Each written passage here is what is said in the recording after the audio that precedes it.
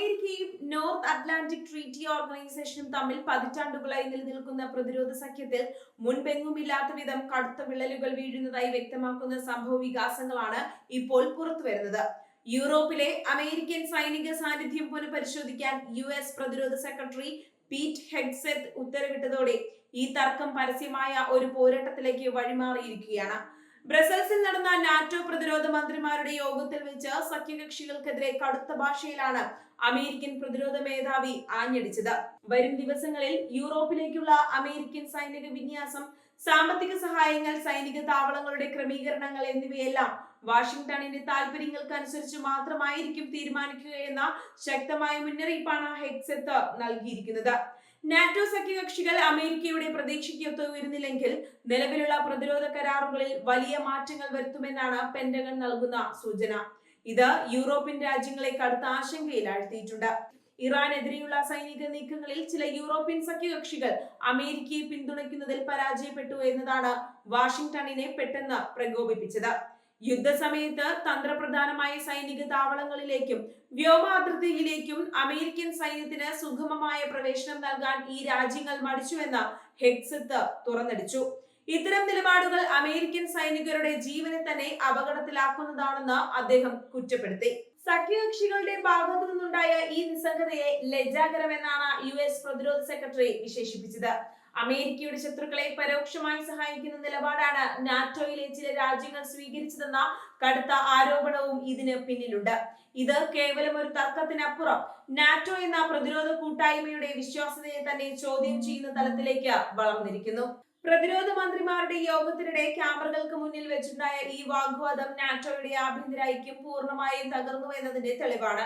അമേരിക്കയുടെ സുരക്ഷാ താൽപര്യങ്ങളെ ബലികഴിച്ചുകൊണ്ട് മുന്നോട്ടു പോകാൻ തങ്ങൾ തയ്യാറല്ലെന്ന കൃത്യമായ സന്ദേശമാണ് ഡൊണാൾഡ് ട്രംപ് ഭരണകൂടം ഇതിലൂടെ നൽകുന്നത്.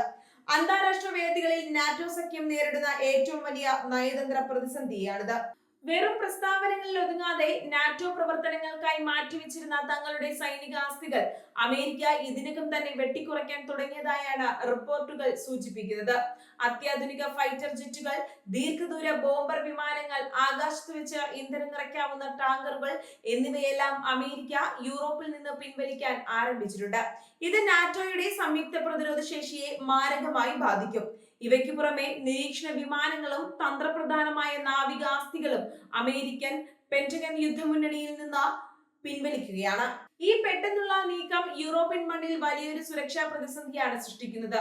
അമേരിക്കയുടെ ഈ പിന്മാറ്റം വരും നാളുകളിൽ ഉണ്ടാകാൻ സാധ്യതയുള്ള ഏത് അന്താരാഷ്ട്ര പ്രതിസന്ധിയെയും നേരിടാനുള്ള നാറ്റോയുടെ ആസൂത്രണങ്ങളെ പാടെ തെറ്റിക്കുന്നതാണ്. അമേരിക്കയുടെ ഈ കടുത്ത നിലപാട് നാറ്റോയിലെ മറ്റു പ്രമുഖ രാജ്യങ്ങളായ ജർമ്മനി, ഫ്രാൻസ്, ബ്രിട്ടൻ എന്നിവരെ കടുത്ത പ്രതിരോധത്തിലാക്കിയിട്ടുണ്ട്.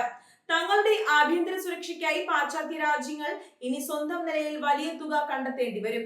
US സൈന്യത്തിന്റെ പിൻബലമില്ലാതെ റഷ്യയെ പോലുള്ള വൻ ശക്തികളെ പ്രതിരോധിക്കുന്നത് യൂറോപ്പിനെ സംബന്ധിച്ച് അത്ര എളുപ്പമുള്ള കാര്യമല്ല. ഡൊണാൾഡ് ട്രംപിന്റെ അമേരിക്ക ഫസ്റ്റ് എന്ന നയത്തിന്റെ ഭാഗമായാണ് പെന്റഗണിന്റെ ഈ പുതിയ നീക്കങ്ങൾ വിലയിരുത്തപ്പെടുന്നത്. മറ്റു രാജ്യങ്ങളുടെ സുരക്ഷയ്ക്കായി അമേരിക്കൻ പൗരന്മാരുടെ നികുതി പണം വൻതോതിൽ ചെലവഴിക്കുന്നതിനോട് ട്രംപിന് പണ്ട് മുതലേ കടുത്ത വിയോജിപ്പുണ്ടായിരുന്നു.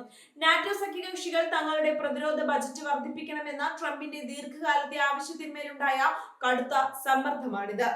ഈ 6 മാസത്തെ പുനഃപരിശോധന കാലാവധി അവസാനിക്കുന്നതോടെ യൂറോപ്പിലെ അമേരിക്കൻ സൈനിക സാന്നിധ്യത്തിന്റെ ഭാവിയെക്കുറിച്ച് കൃത്യമായ ചിത്രം ലഭിക്കും. ഈ സമയത്തിനുള്ളിൽ തങ്ങളുടെ ആവശ്യങ്ങൾ അംഗീകരിക്കാൻ നാറ്റോ രാജ്യങ്ങൾ തയ്യാറായില്ലെങ്കിൽ കൂടുതൽ കടുത്ത നടപടികളിലേക്ക് നീങ്ങാനാണ് പെന്റഗണിന്റെ തീരുമാനം. ഇത് സഖ്യത്തിന്റെ പൂർണ്ണമായ തകർച്ചയ്ക്ക് പോലും കാരണമായേക്കാം. ഇറാൻ വിഷയത്തിൽ യൂറോപ്യൻ രാജ്യങ്ങൾ സ്വീകരിച്ച മിതവാദ നിലപാടാണ് അമേരിക്കയെ ഏറ്റവും കൂടുതൽ ചൊടിപ്പിച്ചത്. പശ്ചിമേഷ്യയിൽ വലിയൊരു യുദ്ധമുണ്ടാകുന്നത് തങ്ങളുടെ സാമ്പത്തിക മേഖലയെ ബാധിക്കുമെന്ന ഭയന്നാണ് യൂറോപ്പ് അമേരിക്കൻ നീക്കങ്ങൾക്ക് തടസ്സം നിന്നത്. എന്നാൽ ഇത് തങ്ങളെ പിന്നിൽ നിന്ന് കുത്തുന്നതിന് തുല്യമാണെന്നാണ് വാഷിംഗ്ടൺ കരുതുന്നത്. നാറ്റോയുടെ ചരിത്രത്തിൽ ഇതുവരെ ഉണ്ടാകാത്ത വിധം ആഴത്തിലുള്ള നയതന്ത്ര വിള്ളലാണ് ഇപ്പോൾ ദൃശ്യമാകുന്നത്. ശീതയുദ്ധകാലം മുതൽ നിലനിന്നിരുന്ന ഈ സൈനിക കൂട്ടായ്മയുടെ പ്രസക്തി തന്നെ ഇല്ലാതാകുന്ന രീതിയിലാണ് കാര്യങ്ങളുടെ പോക്ക്.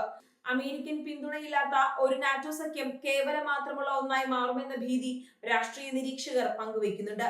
അമേരിക്ക പിൻവാങ്ങുന്നതോടെ ഉണ്ടാകുന്ന സൈനിക ശൂന്യത നികത്താൻ യൂറോപ്യൻ രാജ്യങ്ങൾക്ക് പെട്ടെന്ന് സാധിക്കില്ല. വ്യോമ പ്രതിരോധ സംവിധാനങ്ങൾക്കും സാങ്കേതിക വിദ്യകൾക്കും ഇവർ ഇപ്പോഴും അമേരിക്കയാണ് ആശ്രയിക്കുന്നത്. ഈ സാഹചര്യത്തിൽ ഹെക്സത്തിന്റെ ഭീഷണിക്ക് മുന്നിൽ യൂറോപ്യൻ നേതാക്കൾക്ക് ഒടുവിൽ വഴങ്ങേണ്ടി വരുമെന്നാണ് കരുതപ്പെടുന്നത്. വരും ദിവസങ്ങളിൽ നാറ്റോ ആസ്ഥാനത്ത് അടിയന്തര യോഗങ്ങൾ ചേരാനും അമേരിക്കയെ അനുനയിപ്പിക്കാനുള്ള ശ്രമങ്ങൾ നടത്താനും സാധ്യതയുണ്ട്. എന്നാൽ ട്രംപ് ഭരണകൂടം തങ്ങളുടെ നിലപാടിൽ നിന്ന് അത്ര എളുപ്പം പിന്നോട്ട് പോകാൻ സാധ്യതയില്ല. തങ്ങളുടെ ആധിപത്യം പൂർണ്ണമായി അംഗീകരിക്കുന്ന ഒരു സഖ്യത്തെ മാത്രമേ ഇനി അമേരിക്ക പിന്തുണയ്ക്കൂ എന്ന സന്ദേശം വ്യക്തമാണ്. ഈ ആഗോള പ്രതിസന്ധി മിഡിൽ ഈസ്റ്റിലെയും യൂറോപ്പിലെയും രാഷ്ട്രീയ സമവാക്യങ്ങളെ പൂർണ്ണമായി മാറ്റിയെഴുതും. അമേരിക്കയും നാറ്റോയും തമ്മിലുള്ള ഈ പരസ്യമായ പോരാട്ടം റഷ്യയും ഇറാനും ഉൾപ്പെടെയുള്ള എതിർചേരിയിലുള്ള രാജ്യങ്ങൾക്ക് കൂടുതൽ ആത്മവിശ്വാസം നൽകുന്നതാണ്. വരും മാസങ്ങളിൽ ഈ പ്രതിരോധ സഖ്യത്തിൽ ഉണ്ടാകുന്ന മാറ്റങ്ങൾ ലോക സമാധാനത്തെ തന്നെ സ്വാധീനിച്ചേക്കാം.